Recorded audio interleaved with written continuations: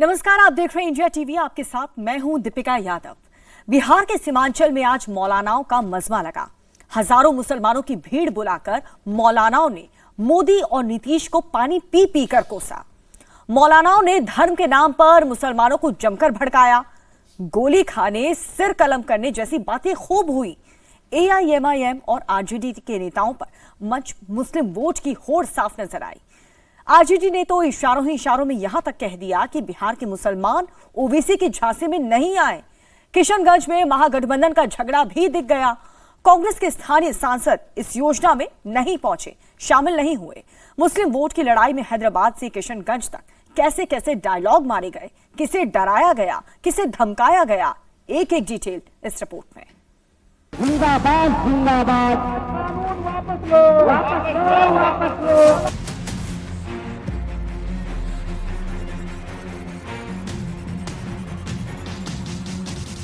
नारे तकबीर, नारे तकबीर। अब हम सब मिलकर लगाएंगे नारे तकबीर, नारे तकबीर। अब आपसे तीसरी बात यह करना है, आपके पास सेलफोन है, जरा खोल के लाइट जलाओ ताकि हमारे बीजेपी वालों की दिमाग की बत्ती जले। मौलानाओं का prime target prime minister Modi. तो ये प्रधानमंत्री का ड्रामा और झूठा मामला जो है, ये आवाम देखिए मुल्क में दंगा करा के फंसा। एक ही मकसद है कि आप मुल्क को फिरका परस्ती के आग में झोंक के अपनी रोटी सेकना चाहते हैं। मौलानाओं का टारगेट नंबर 1 नरेंद्र मोदी हैं। इन लोगों को अंदाजा नहीं है, मुसलमानों के जज्बात का अंदाजा नहीं है, मुसलमानों के सब्र का अंदाजा नहीं है। और अल्लाह की जात से उम्मीद है, ये इख्तिदार की कुर्सी हमेशा रहने वाली कुर्सी नहीं है। तुमसे पहले बहुत जालिम आए और जमीन के नीचे दफन हो गए, खत्म हो गए। मौलानाओं का टारगेट नंबर 2 नीतीश कुमार हैं। हम अगर चाहें तो इन तमाम लोगों को लेकर के सड़क पर खड़े हो सकते हैं और पूरा सड़क जाम कर सकते हैं, रेलवे ट्रैक जाम कर सकते हैं, वो हाईवे जाम कर सकते हैं और इस पूरे इलाके को जो है बिल्कुल डिस्टर्ब कर सकते हैं। मौलानाओं का टारगेट नंबर 3 वो मुसलमान हैं जो मोदी से मिलते हैं।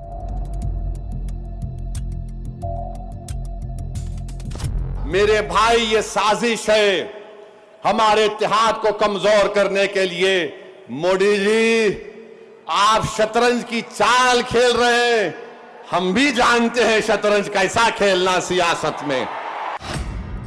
मौलानाओं के टारगेट नंबर 4 गरीब और लिबरल मुसलमान हैं जो मोदी के साथ हैं।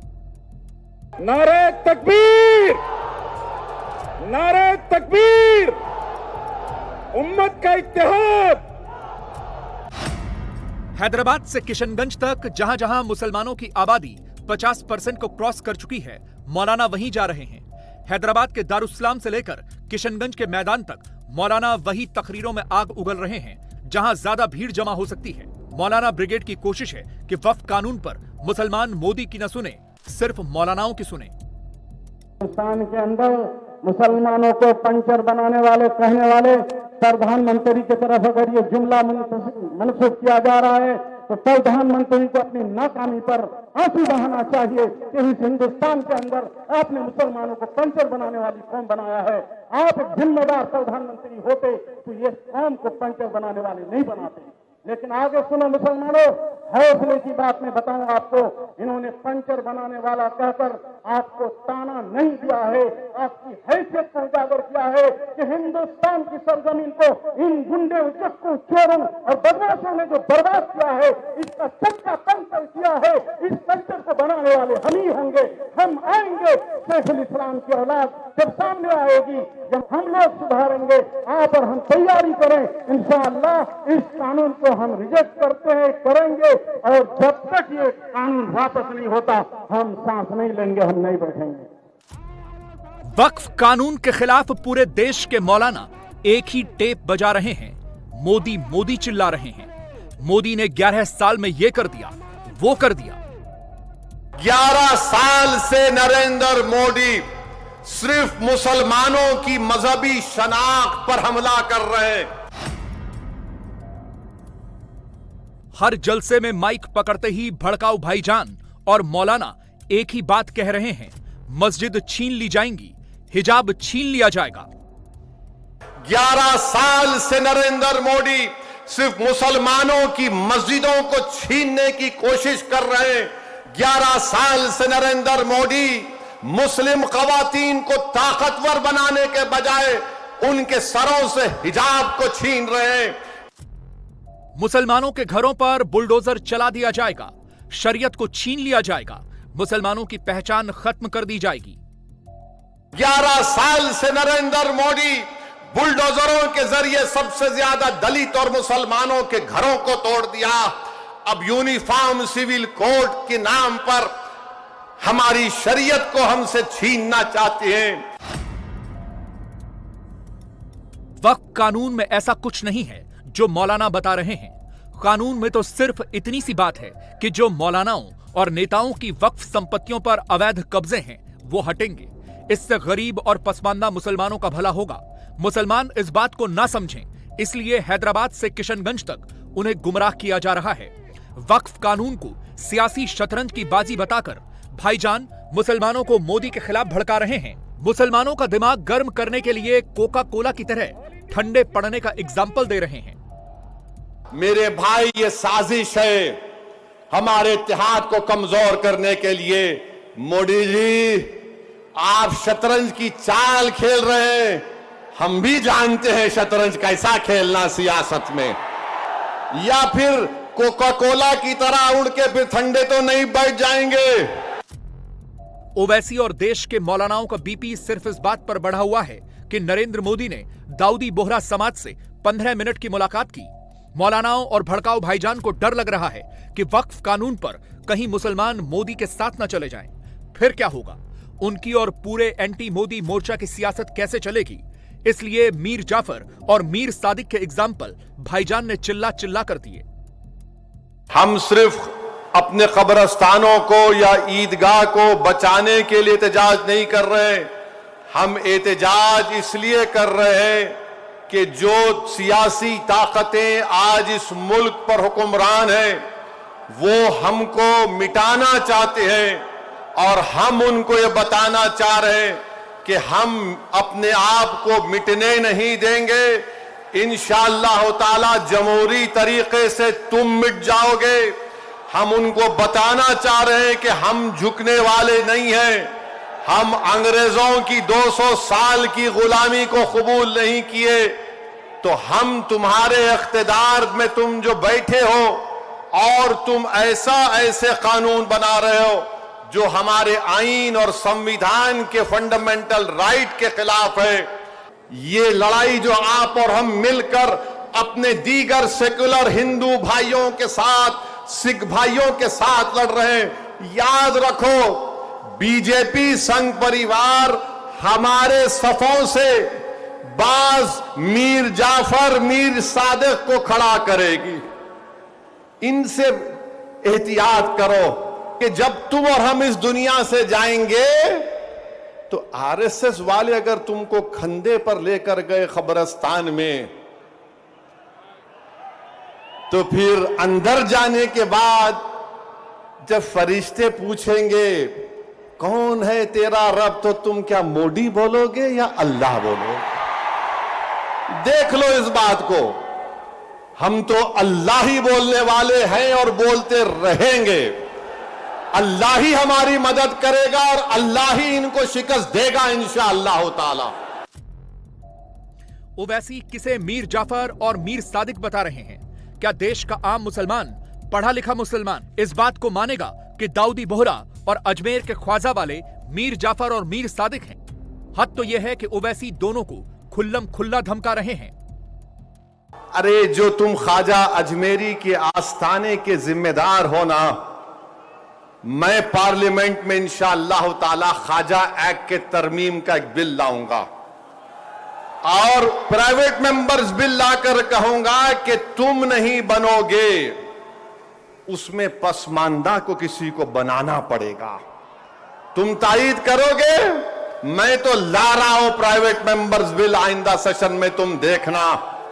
अरे तुम लोग कितना गिर सकते हो, तुम कितना गिर सकते हो, कम से कम उस आस्ताने की निस्बत का तो लिहाज रख लो, तुम उस आस्ताने की निस्बत का तो लिहाज रख लो। और इस बात को भी याद रख लो कि जब तुम और हम इस दुनिया से जाएंगे तो आरएसएस वाले अगर तुमको खंदे पर लेकर गए कब्रिस्तान में, तो फिर अंदर जाने के बाद जब फरिश्ते पूछेंगे कौन है तेरा रब, तो तुम क्या मोदी बोलोगे या अल्लाह बोलोगे?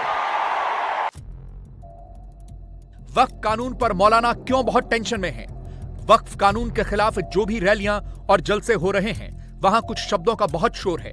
इन्हीं शब्दों पर मौलानाओं का पूरा जोर है। बंटना नहीं है, सरकार को झुकाना है। मुसलमान को झुकना नहीं है, मुसलमान को डरना नहीं है, डराना है, सरकार को धमकाना है। इसीलिए ओवैसी कभी दाऊदी बोहरा समुदाय और अजमेर वालों को धमकाते हैं तो कभी पुचकारते हैं। मौलाना और ओवैसी पसमानदा और गरीब मुसलमानों को धर्म की दुहाई देकर सड़क पर लाना चाहते हैं। जिस चीज का मालिक अल्लाह है, मोदी कह रहे हैं कि उसका मालिक अल्लाह नहीं रहेगा। अब मोदी आप खुद देखोगे, अल्लाह कैसा बता देगा अपना जल्ले जलालहू, आप देखेंगे। आप इस कानून को तुमको वापिस लेना पड़ेगा। जिस तरह हमारे किसान भाइयों ने हमको रास्ता दिखाया, हम उसी रास्ते पर एहतजाज करेंगे। जब तक कानून वापिस नहीं होगा, भारत में पुरअमन एहतजाज होगा। आप तैयार हैं एक लंबी जमहूरी लड़ाई लड़ने के लिए, एहतजाजी लड़ाई लड़ने के लिए? अगर आप तैयार हैं तो आप अपने आप से वादा कर लीजिए कि जब तक ये काला कानून वापिस नहीं होगा, हम एहतजाज करेंगे, हम पीछे नहीं हटेंगे, पुरअमन एहतजाज हमारा होगा। नरेंद्र मोदी हमारे इत्तेहाद को कमजोर करना चाहते हैं, तो आपसे अपील कर रहा हूं कि अपने दिमाग में 1% भी दाऊदी बोरा हमारे दीनी भाइयों के खिलाफ कोई शक मत करिए। शिया सुन्नी इत्तेहाद को मजबूत रखना है। आप शिया सुन्नी इत्तेहाद को मजबूत रखेंगे ना मेरे भाई? या all India Muslim personal law board के प्लेटफॉर्म पर शिया भी है, सुन्नी भी है। ये पैगाम मुस्लिम पर्सनल लॉ बोर्ड देता है कि हम अपने इत्तेहाद को मजबूत रखें। हैदराबाद के बाद मौलानाओं ने अपनी ताकत दिखाने के लिए किशनगंज का मैदान ही क्यों चुना? किशनगंज में 68% मुस्लिम वोटर हैं। मुस्लिम यहां की बड़ी ताकत हैं। जिले में विधानसभा की 4 सीटें हैं। 2020 में एआईएमआईएम ने 2, तेजस्वी की आरजेडी ने 1 और कांग्रेस ने 1 सीट जीती थी। एनडीए का खाता यहां नहीं खुला था। 2024 के लोकसभा चुनाव में कांग्रेस का खाता भी नहीं खुलता अगर मुस्लिम बाहुल्य किशनगंज से उसे जीत नहीं मिलती। बिहार में मौलाना अब खुलकर सामने आ गए हैं। किशनगंज से पूरे सीमांचल का गेम बदलने की तैयारी है। वक्फ कानून का बदला लेने के लिए मोदी और नीतीश की जोड़ी को इस साल होने वाले विधानसभा चुनाव में हराने की तैयारी है। नरेंद्र मोदी की सरकार ने जो काला कानून वापस किया है, ये काला कानून वापस होगा। जो लोग बता रहे हैं, यहाँ का जंदे गफीर बता रहा है। 4 तारीख को जब संसद के पटल पर यह बिल पेश किया गया, जब वहां पर वोटिंग हुई, लोकसभा में मुसलमान एमपी मात्र हमारे 24 है, लेकिन वोट विरोध में कितने गिरा? 232 वोट विरोध में गिरा। मुसलमानों के वोट लेकर के बिहार के गद्दी पर नीतीश कुमार जी जो कायम है, बैठे हुए हैं, 20 साल से राज करते हैं। और हम मुसलमानों को हर साल रमजान के मौके पर हमको बुलाते हैं, दावत इफ्तार में बुलाते हैं, और चिश्ती टोपी लगाकर, गले में इनाम लगाकर ईमान लगाकर हमारे साथ में बैठ करके अफ्तार करते हैं, उसने भी हमारे पीठ पर खंजर भोंकने का काम किया। नरेंद्र मोदी अमित शाह होश में आओ, नरेंद्र मोदी अमित शाह होश में आओ, काला कानून वापस लो, काला कानून वापस लो। जिंदाबाद जिंदाबाद। मौलाना सोच रहे हैं कि किशनगंज में मुसलमानों की भीड़ जुटाकर वहां से पूरे सीमांचल का चुनावी गेम बदला जा सकता है। बिहार के मुस्लिम बाहुल्य सीमांचल में विधानसभा की 24 सीटें हैं। 2020 के विधानसभा चुनाव में AIMIM 5 सीट जीती थी, कांग्रेस को भी 5 सीटें मिली थी, आरजेडी ने 1 सीट जीती थी, बीजेपी को 8 सीटों पर जीत मिली थी, जेडीयू को 4 और लेफ्ट को 1 सीट पर जीत मिली थी। 2020 में सीमांचल का मुस्लिम वोट महागठबंधन और AIMIM के बीच बटा था। वक्फ कानून के बहाने मौलाना इसे मोदी और नीतीश विरोधी मोर्चे को ट्रांसफर करना चाहते हैं। इसलिए मंच पर आरजेडी, कांग्रेस और AIMIM के नेताओं को बुलाया गया। ये अंतर प्रधानमंत्री जिन्हें माइक मिला उन्होंने वही बातें की जिससे मुसलमान आर पार की लड़ाई के मूड में आ जाएं। मुसलमानों को हिटलर और गद्दाफी का नाम लेकर भड़काया गया। ये अंतर प्रधानमंत्री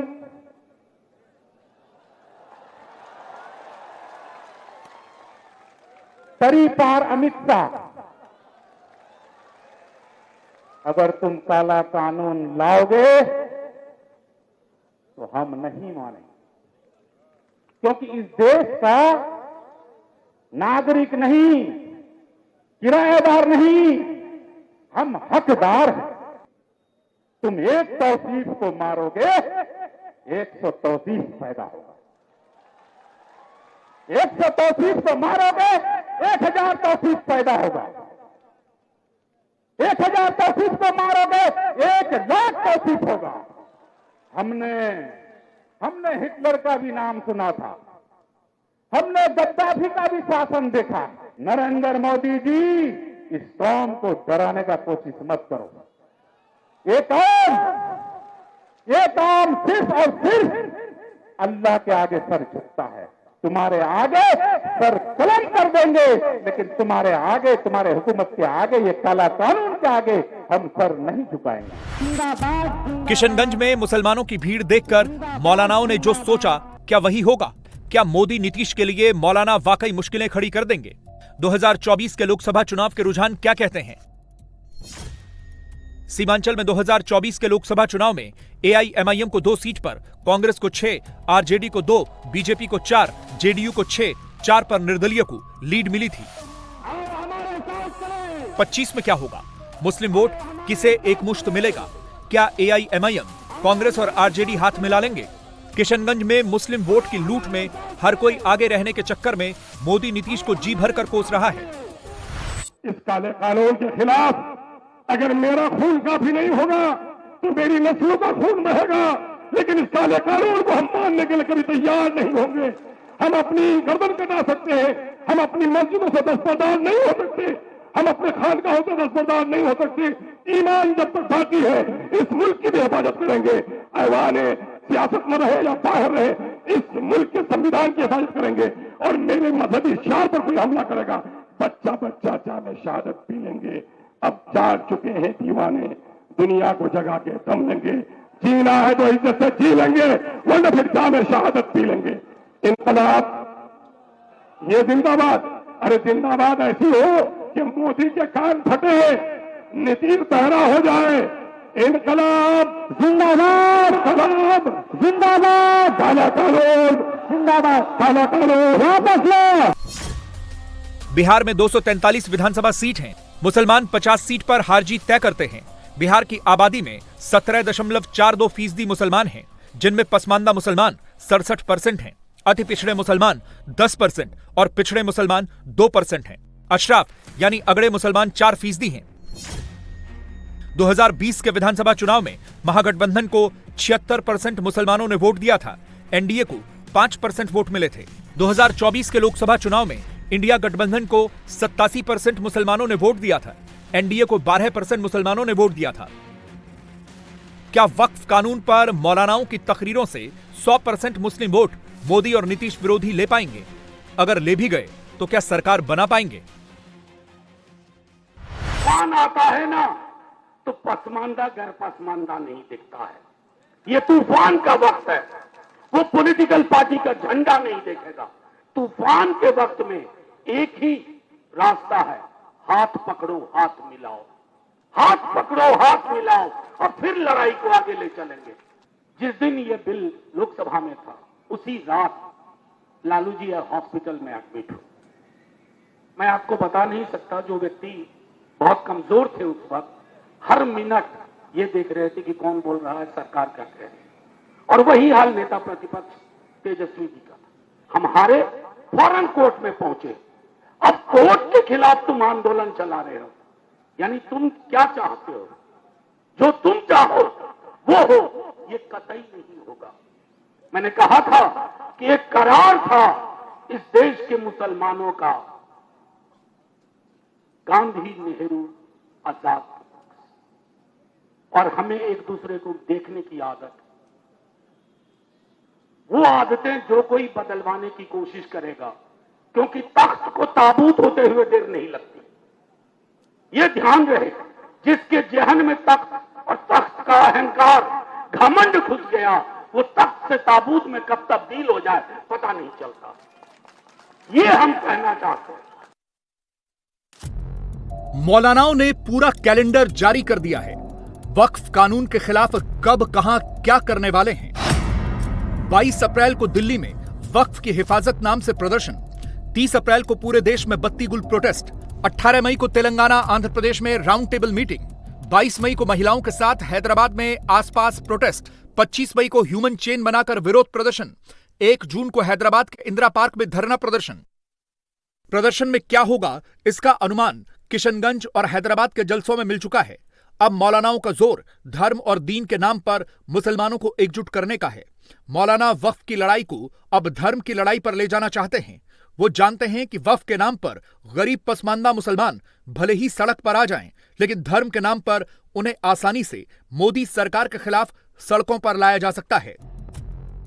अफसोस ये है कि आज हम लोगों में अभी भी वही बात चल रही है कि वक्फ है क्या, इससे फायदा क्या हुआ। मियां, फायदा ये हुआ कि आज आप हैं और कल नहीं रहने वाले हैं, लेकिन ये जो आपके मसाजिद हैं, मदारिस हैं और आपकी जो खानखाएं हैं और जो कब्रिस्तान है, ये सब हमारे बुजुर्गों ने वक्फ किया था, जो आज आप अपने लोगों को दफनाने के लिए ले जाते हैं।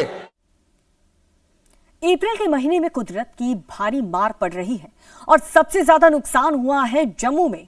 यहां बीती रात रामबन इलाके में बादल फटा, जिसमें कई दुकान और घर बह गए, होटलों को नुकसान पहुंचा, जो गाड़ियां हैं वो मलबे में दब गई और 3 लोगों की मौत भी हो गई। लेकिन मौसम की ये मार सिर्फ जम्मू पर ही नहीं पड़ रही, बल्कि कश्मीर में बर्फबारी हो रही है। यूपी के 38 जिलों में बारिश का रेड अलर्ट है। साउथ के राज्य में बारिश के साथ साथ तूफान की चेतावनी है। लेकिन सवाल यह है कि अप्रैल के महीने में यह मौसम का कौन सा सितम है। पूरी रिपोर्ट देखिए।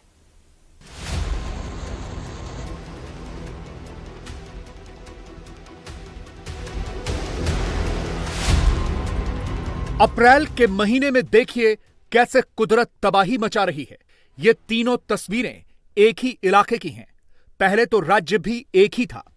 एक है जम्मू के रामबन की, जहां भारी बारिश, लैंडस्लाइड और फ्लैश फ्लड की स्थिति है, और दूसरी है कश्मीर के सोनमर्ग की, जहां इतनी बर्फबारी है कि हटाने के लिए जेसीबी लगानी पड़ी है, और तीसरी तस्वीर है लद्दाख के जांस्कर की, जहां बर्फ पड़ रही है। अप्रैल के महीने में यह सब हो रहा है। अप्रैल में लद्दाख और कश्मीर में बर्फबारी हो रही है। जम्मू में भारी लैंडस्लाइड और फ्लैश फ्लड है, तो यूपी, बिहार सहित 20 राज्यों में आंधी बारिश की चेतावनी है। उत्तराखंड में ओलावृष्टि की चेतावनी है। मध्य प्रदेश के 5 जिलों में हीटवेव की चेतावनी है। तापमान 42 डिग्री पहुंच सकता है। अप्रैल के महीने में मौसम ऐसा ही ऊटपटांगा हो रहा है। लेकिन सबसे पहले जम्मू का हाल आपको दिखाते हैं, क्योंकि आज सबसे ज्यादा तबाही यहीं जम्मू के रामबन में हुई है।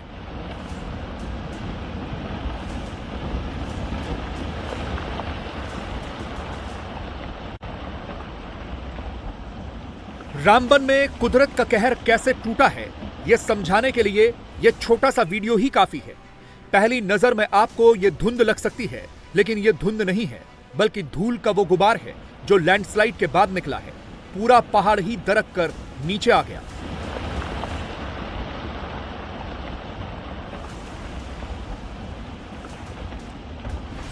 असल में रामबन में बीती रात से ही भयंकर बारिश हो रही है। बारिश इतनी ज्यादा है कि रात को एक इलाके में बादल फट गया, जिसके बाद बहुत से नालों में पानी भर गया, जिसकी वजह से मलबा ही मलबा आ गया। आप ये तस्वीरें देख रहे हैं, यहाँ मलबे में भारत पेट्रोलियम के ट्रक फंसे हुए दिख रहे हैं। यहाँ भयंकर मलबा आया हुआ है।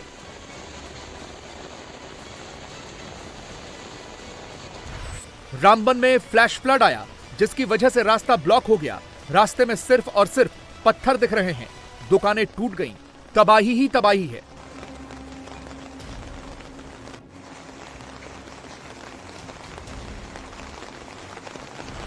रामबन में बीती रात हुई बर्बादी को आप इन तस्वीरों में देख सकते हैं। सिर्फ पत्थर और कीचड़ नजर आ रहा है। यहाँ मलबे के नीचे ट्रक और कारें दबी हुई हैं और बहुत सी कारें तो दिख भी नहीं रही। यहाँ लग ही नहीं रहा है कि इस इलाके में कभी सड़क भी रही होगी। ये गाड़ियां यहाँ बहकर नहीं आई हैं, बल्कि बीती रात जब इस इलाके में बादल फटा तो अचानक से फ्लैश फ्लड आ गया और फिर ये बाढ़ अपने साथ ऐसे ही छोटे बड़े पत्थर बहाकर ले आई। पत्थरों का ये मलबा लोगों के घरों में घुस गया, दुकानों में घुस गया, होटल दब गए। यहाँ लोगों का भारी नुकसान हुआ है। घरों में, दुकानों में और होटलों में ऐसे ही पत्थर वाला मलबा दिख रहा है। ये गाड़ी देखिए, इसका तो एक छोटा सा हिस्सा ही ऊपर नजर आ रहा है, बाकी कुछ नहीं दिख रहा। बताया जा रहा है कि इस मलबे के नीचे बहुत सी गाड़ियां दबी हैं। ये रात को मतलब फ्लड वगैरह आया, पानी वगैरह आया बहुत ज्यादा। उससे ये होगा कि 20 बंदे रुके हुए थे, हार्ड कमरे लगे थे, गाड़ियां वगैरह लगी थी बाहर कस्टमर की, वो सारी मलबे के नीचे आ गई हैं। बाकी होटल का भी काफी सारा बहुत ज्यादा नुकसान हो गया है। तो अचानक से ही हो गया, पता ही नहीं चला कुछ। अचानक फौरन से फ्लड आ गया, ऊपर से एकदम जैसे आता है कुछ ऐसे ही आ गया बस। और ये पहली बार आपने रामबन में देखा इस तरह से? मैंने पहली बार ही देखा जी। यहाँ होटल 5 साल हो गया, होटल को पहली बार ही देखा जी। तो जब ये फ्लड आया उसमें जो टूरिस्ट थे उनको कैसे आपने यहाँ से उनको निकाला? बस एकदम उठ के सबसे पहले उनके कमरे खड़काए, सबको उठाया, उनको उठा के फिर अपने लड़के भी जितने थे स्टाफ था सबको उठाया, इनको उठा के फिर सब ने पूरी हिम्मत करके इनको सबको निकाला बाहर। कुछ रह गए थे कमरों में, 2-4 बंदे कुछ रह गए थे, फिर लड़के फिर आगे बाकी वालों को आगे पहुंचा के फिर वापस आए, फिर उनको निकाला, फिर उनको लेके गए उधर आगे, वो पुलिस का नाका है उधर लेके। फिर रामबन के इस इलाके में बहुत से होटल हैं, यहाँ टूरिस्ट भी आते रहते हैं और ये श्रीनगर और जम्मू के रास्ते पर एक कस्बा है जहाँ लोग अक्सर रुकते हैं। ऐसे ही ये सुनील कुमार भी जम्मू से श्रीनगर जाते हुए एक होटल में रुके थे, लेकिन रात को अचानक से ये पत्थरों वाली बाढ़ आई। किसी तरह से उन्होंने अपनी जान बचाई। नई कार खरीदी थी, वो भी इस मलबे में नीचे दबी हुई है। हाँ भैया, मैं ना जम्मू से श्रीनगर जा रहा था, तो एक्चुअली रात को मैंने सोचा कि श्रीनगर जाना है, तो बारिश के कारण मैंने यहीं पे होटल ले लिया। मैंने सोचा रामबन में होटल ले लेता हूँ, फिर आराम से सुबह उठूंगा। ये होटल उस्मान हमने रात को लिया यहाँ पे 10 बजे लिया रात को होटल। तो आराम से हम लोग सो रहे थे, तो ये घटना हुई रात को 3 बजे। बारिश वगैरह आई, शोर शराबा हुआ। तो जैसे मैं होटल के नीचे उतरा, नीचे उतरा तो ऊपर से नीचे से पानी ऊपर की तरफ भर रहा था और नीचे वाला जो स्टाफ था वो निकल गया हुआ था और हम लोग सारे फंस गए हुए थे। ये 3 फ्लोर होटल है, आप देख रहे हो कि ये आपको एक ही फ्लोर दिख रहा है, 2 फ्लोर नीचे दबा हुआ है। उसके बाद जैसे हम ऊपर निकले तो पानी आया, तो मैंने दरवाजा बंद किया, फिर ऊपर गया फटाफट। ऊपर होटल के स्टाफ भी हमारे साथ गए, उन्होंने फिर क्या किया, सबने मिलकर दरवाजा दुर्जा तोड़ा। हम 15 लोग थे जो ऊपर वाले फ्लोर में थे, तो 15 लोगों को बड़ी मुश्किल से हम लोगों ने भी वापस निकाला। मैंने खुद भी अपनी जान बचाई। होटल के देख रहे हैं पीछे वाली साइड से हमें वो पूरी पहाड़ी घुमा के पेट्रोल पंप के पास वहां पे ले गए, वहां पे उन्होंने हमारी जान बचाई। नहीं तो देखो क्या।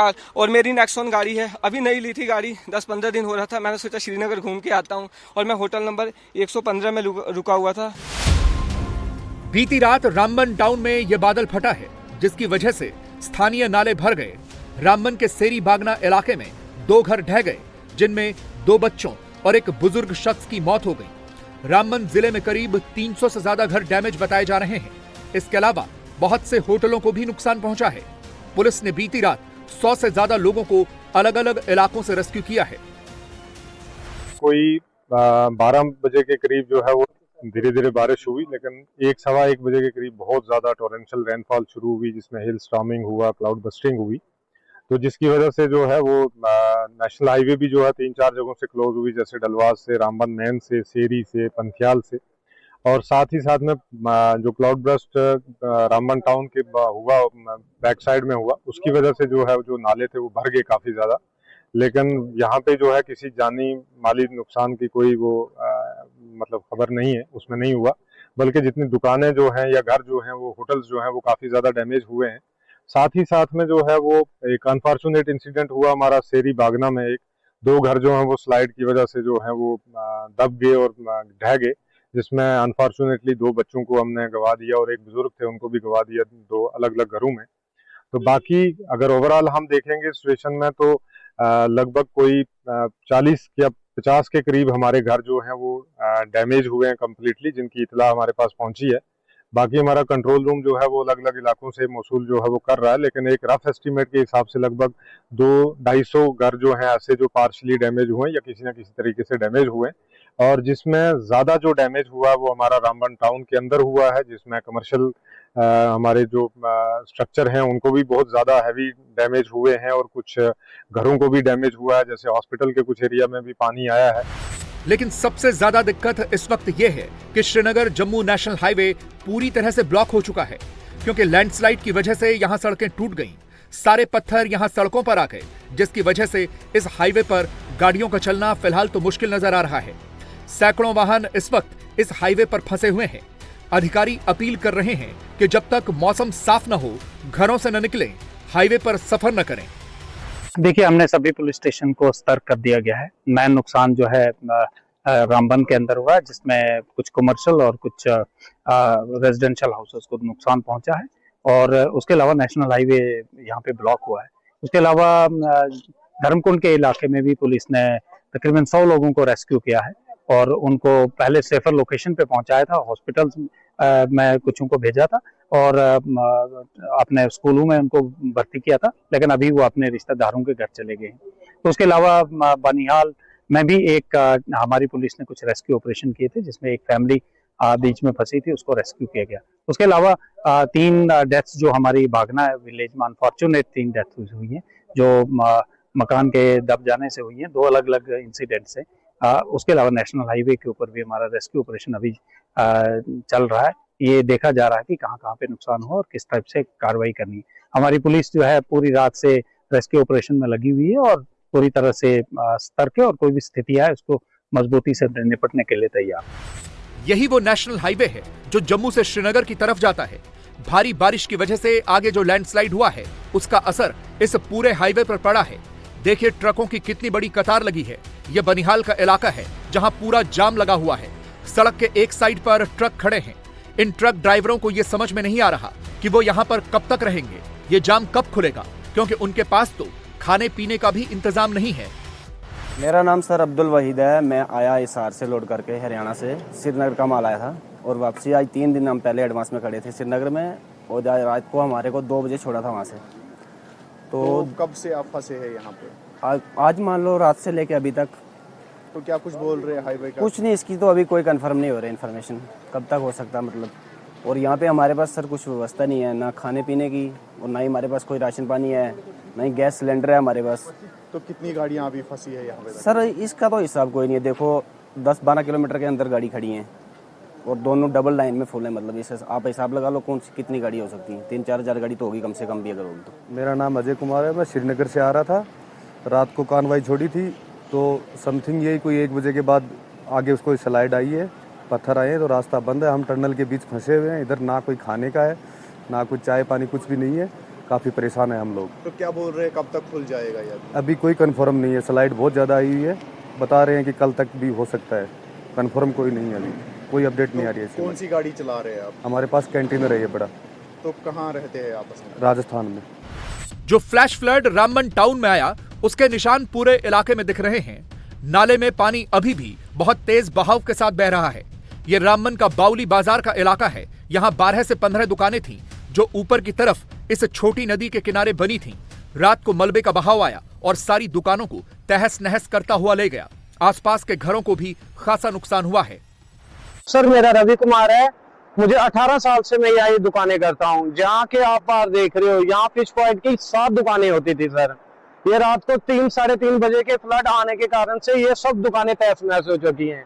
हमें खुद समझ नहीं लग रहा है सर, हम क्या करें क्या नहीं, क्योंकि हमारा रोजगार, हमारा परिवार इन्हीं दुकानों से चलता है। हम क्या करें, कहाँ जाएं, हम कुछ समझ नहीं आ रहा है सर। मैं आपसे ये रिक्वेस्ट करता हूं कि जो हमें हो सकता है हमारे गरीबों की मदद करें। क्या करें सर, हमें कुछ समझ नहीं आ रहा है सर। अमरुद्दुल्ला जी से बड़ी रिक्वेस्ट करते हैं और सरकार से भी रिक्वेस्ट कर रहे हैं कि जो हमारी जान मान का नुकसान हुआ है हमें प्लीज मुआवजा दिला दीजिए, क्योंकि हम बहुत गरीब आदमी हैं। ना हमारी जमीनें है ना हमारा कुछ है सर। हमारा जो भी रोजगार है इन्हीं दुकानों से चलता था सर।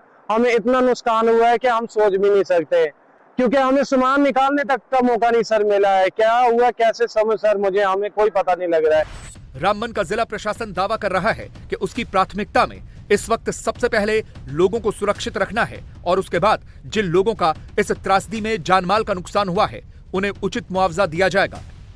हमारी अभी प्रायोरिटी यही है कि लोगों को सेफ पैसेज दिया जाए, सेफ जगह पे लगाया जाए, सो दैट के जानी नुकसान जो है वो ना हो। और उसके बाद सेकंड प्रायोरिटी है कि कैसे हम जो है वो एसेंशियल हमारी सर्विसेज है उनको रिस्टोर किया जाए, जैसे पानी है, बिजली है, खासकर नेशनल हाईवे है जो यातायात यहाँ से चलेगा। और तीसरी लोकेशन है फिर जो कानून के तहत कितना किसी को जो है वो मुआवजा जो रिलीफ जो है वो मिल सकता है, वो भी जो है वो प्रोवाइड किया जाएगा। और खासकर इसमें जो ऑनरेबल एलजी साहब की डायरेक्शन है क्लियर कट कि भाई इसमें ह्यूमन लाइफ का कोई नुकसान नहीं होना चाहिए किसी भी तरीके से, इसलिए हमने सारी टीम्स को जो है वो उस पे ऑन टो पे रखा हुआ है। और दूसरी चीज उन्होंने ये हदायत दी कि भाई एसेंशियल सर्विसेज को रिस्टोर करके और लोगों की जितनी हेल्प हो सके कानून के दायरे में रहते हुए उतनी करेंगे, और जो जेन्युइन है उसको भी हम करेंगे। है कि जैसे अभी बारिश जो है वो बंद नहीं हुई, आप वेंचर आउट ना करें, बल्कि कहीं पे आपको लगता है कि आपके घर को नुकसान है, लैंडस्लाइड है या पानी का बढ़ना है या कहीं फ्लैश फ्लड आ रहा है, तो उसके लिए मेरी उन तमाम से रिक्वेस्ट है कि भाई आप जो है सेफ लोकेशन पे चले जाएं। जान का इस समय बचना जरूरी है।